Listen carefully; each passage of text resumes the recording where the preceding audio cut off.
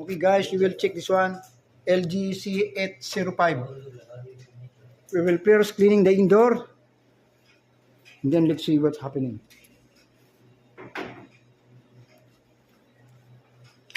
This unit. This one have a problem, the board, indoor board. We need to change this one, no power. So that's why we na start. So the last 1 week. Suddenly stop. So the problem is this one. So I remove for sample.